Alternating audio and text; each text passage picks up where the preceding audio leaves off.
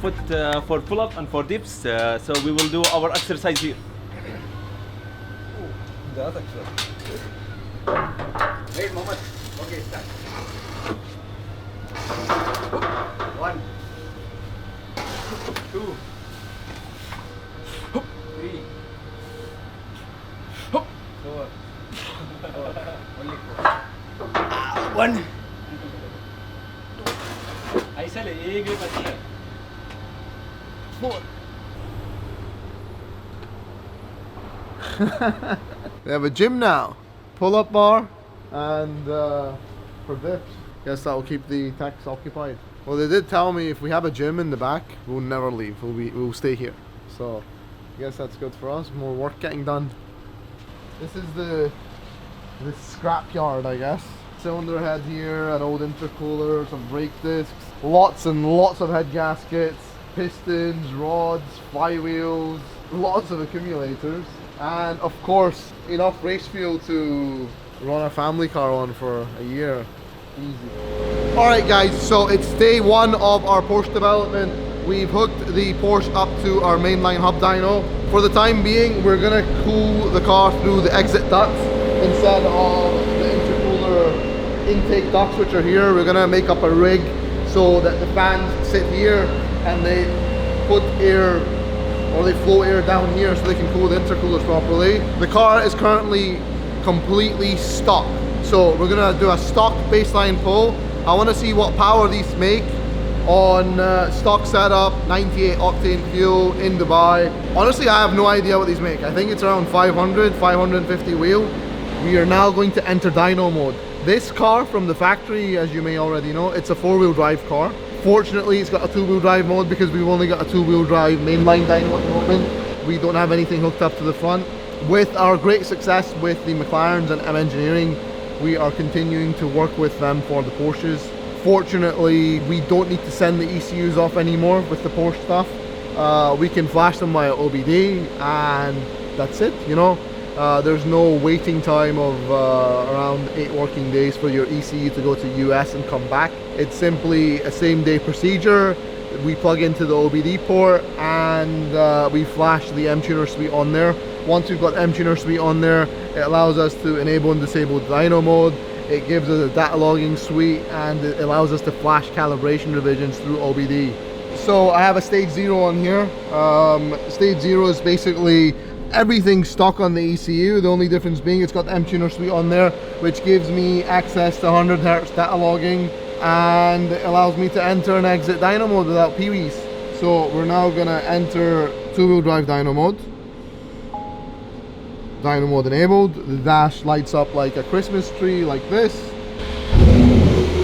First thing we're gonna do is we're gonna do the RPM calibration. So that's matching the hub speed to the vehicle RPM. So we're gonna enter 5th gear and we're gonna line it up to 3000 RPM on the dyno so that the dyno knows what the RPM of the engine is.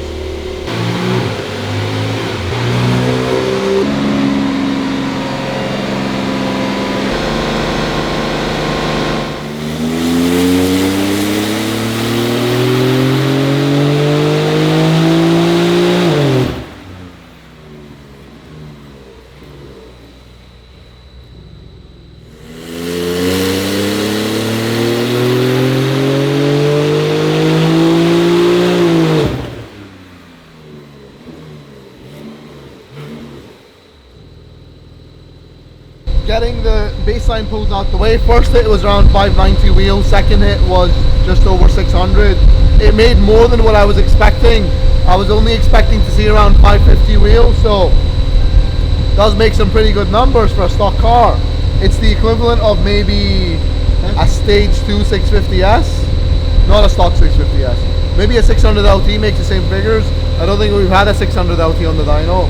For reference, a stock 720S makes 720 wheel and the stock 765 makes 760 wheel. Engine wise, they run around 1.6 bar of boost, 0.82 lambda, pretty lean, and around 25 degrees of ignition. What that tells me is the engine is pretty efficient. Makes sense because it's a direct injected engine, it's not port injected. So now what we're going to go ahead and do is put a quick stage 1 onto it, just to see what kind of numbers it makes just from a flash tube. No hardware, just plug the laptop in and bump the power up.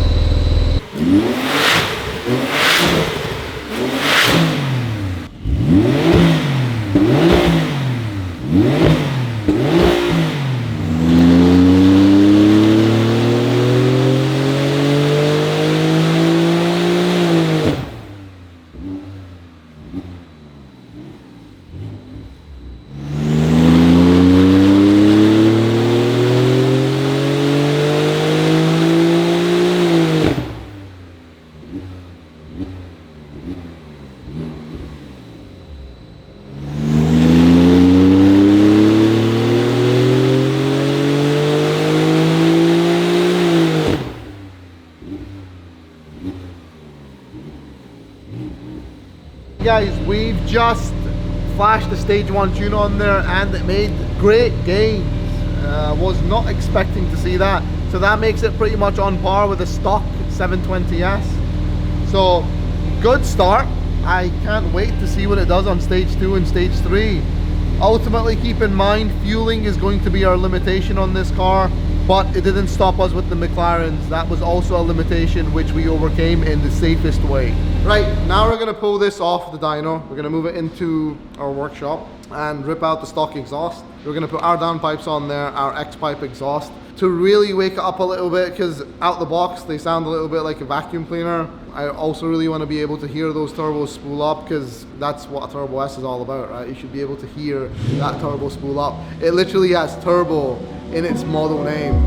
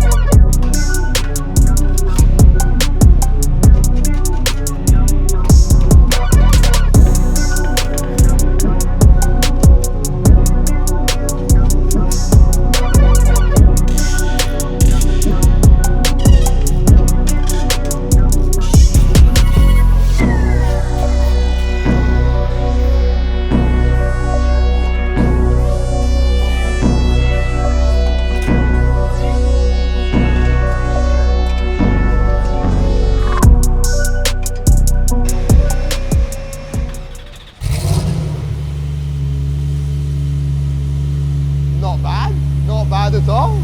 I wonder if that's a cold start. Give it a little blip. Yeah, that sounds good. Okay, we're gonna wait for the cold start to die down so the exhaust valves open up. It's like very smooth. Whereas like when the McLarens start up, it sounds like a bit of a real race car, you know? You can tell that this thing is running like 1,000 horsepower, but this is like a really smooth start up. So give it a few revs.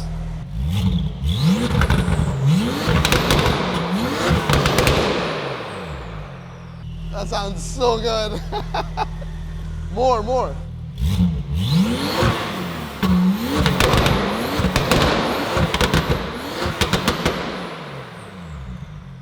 Approved.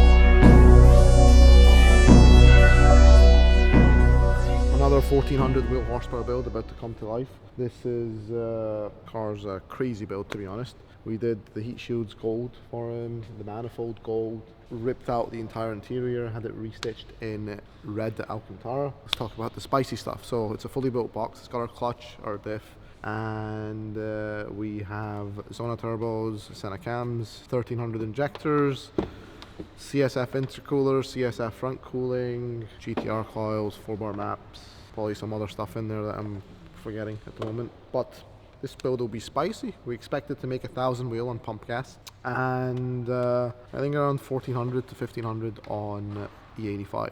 This one we're going to run on E85 just because you don't really need E99 on a street car, you know. The fueling requirements of E99 are insane, you know, they're really high.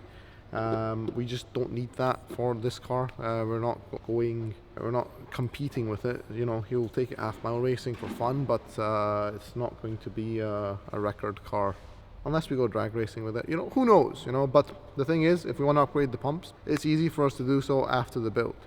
Pretty straightforward. All right, so we're going to fire up now. The guys have already put coolant in there and primed it. It's ready to go. When we prime these, we always pull the spark plugs out, prime it, so there's some cushioning on the rod bearings. So with a McLaren, you want to put in 5 liters of oil, crank it, and then add the remainder in. You can't add everything in one go because it's a dry sump, right? And the oil reservoir only holds like 5.5 liters. So if you add more, what happens is that oil escapes the reservoir and goes into the intake manifold, and you don't want that. And when you start it up, you get like plumes of smoke coming out the exhaust. There's no seats in here yet. I mean, the seats are done, but we don't want to put them in yet because we want to keep everything nice and clean. It's a red interior, so it may as well be white, you know. Red interiors are tough to keep clean.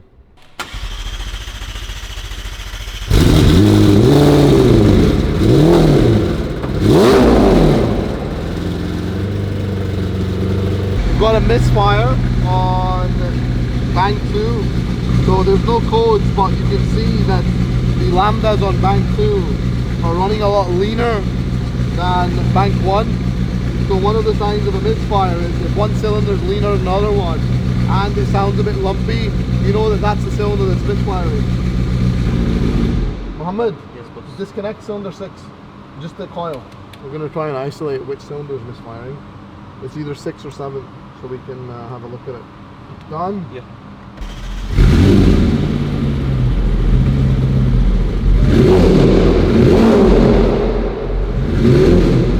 Yes, I need to get the engine cold because it's hot too much. I need to change the spark plug back. We was searching for a problem, but we solved it now.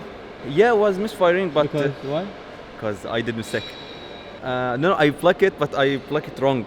The injector 7 and 6 grips, I put it. Wait, which I mixed injectors? it. Which injectors? 6 and 7. My packages arrived all the way from Sweden, guys. So we have more parts for the Turbo S. We're now on day 4. Today we're going to be installing an intercooler, an intake, and an intake plenum as well. The stock one's plastic, so they tend to crack quite easily.